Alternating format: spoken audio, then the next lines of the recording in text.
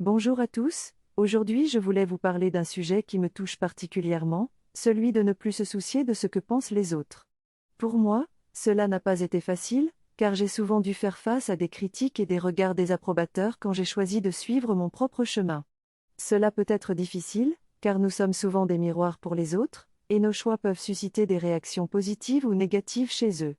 C'est pour cela qu'il est important de ne pas chercher à convaincre les autres, mais plutôt de suivre notre propre voie, même si cela implique de sortir de notre zone de confort.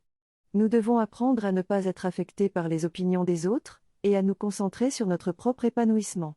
Cela peut être difficile, mais cela en vaut la peine. Il est possible que je ne comprenne pas mon entourage et que je ne veuille pas le comprendre. Je peux préférer rester fermé pour rester dans ma zone de confort et ainsi éviter toute confrontation. Cela peut être limitant pour moi ou non, cela dépend de mes choix, et de ce qui me procure satisfaction ou frustration dans ma vie. Il est important de respecter la différence de chaque individu et de ne pas essayer de convaincre ou transformer les autres.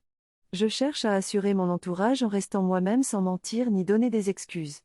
Même si j'ai des difficultés à tolérer la critique ou le regard des approbateurs, il est important pour moi de ne pas me conformer à l'approbation générale, mais de chercher à évoluer et à me réaliser. Accueillir mes peurs et les ressentir est important pour les intégrer et ne plus être dominé par elles. En pratiquant et en s'entraînant, je peux devenir maître de moi-même et ainsi réaliser mes souhaits. Avoir des objectifs est différent d'espérer avoir de l'argent.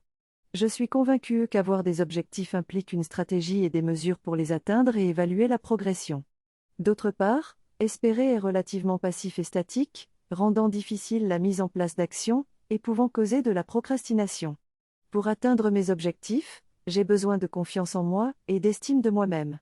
Cultiver l'estime de soi implique de s'aimer soi-même et de se respecter, ce qui réduit les niveaux de stress, d'anxiété et de peur.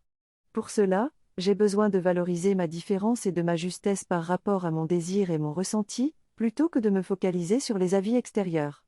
Être en contact avec mon corps, respirer et ressentir les sensations me permet de rester en contact avec moi-même, de devenir inspirant et de susciter le changement chez les autres.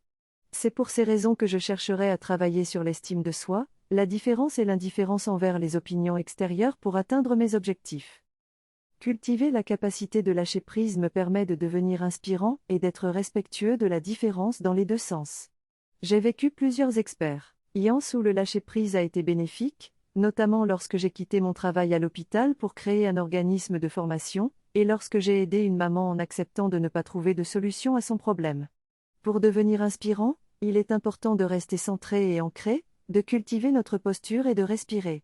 Pour ne pas tenir compte de l'opinion des autres, il est également important de ne plus chercher à faire bonne impression, d'affirmer mes besoins tout en respectant les autres, et de cultiver l'expression de moi-même plutôt que le conformisme ou la perfection. Je dois accueillir les critiques et les utiliser pour grandir, tout en sachant faire la différence entre la remise en question qui permet de s'évaluer et le doute qui engendre de la peur et de l'anxiété. Je crois qu'accepter les critiques non fondées m'aide à accepter les autres tels qu'ils sont, même s'ils peuvent être insultants.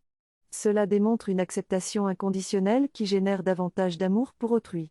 Plus je m'aime, plus je suis en mesure d'accepter les autres tels qu'ils sont et moins je suis sensible aux critiques.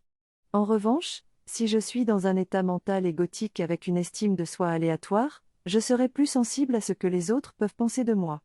Donc, il est important de se concentrer sur l'écoute de nos propres besoins et d'être en accord avec soi-même pour ne plus systématiquement écouter ce que notre entourage pense de nous. Il est préférable de se donner les moyens d'être en phase et en accord avec soi-même, de s'autoriser le meilleur pour soi-même sans chercher à être le meilleur, tout en donnant le meilleur de soi. C'est ce que David Douillet a déclaré en 2001 aux Jeux Olympiques de Sydney lorsqu'on lui a demandé s'il était heureux avec sa médaille de championne olympique de judo. Il a répondu que le bonheur n'était pas cette médaille ou ce titre, mais plutôt d'être en phase avec son cahier des charges intérieures. Je m'efforce de réaliser ma propre légende personnelle et je vous souhaite de réaliser la vôtre également. Merci de m'avoir écouté et bon cheminement avec vous-même.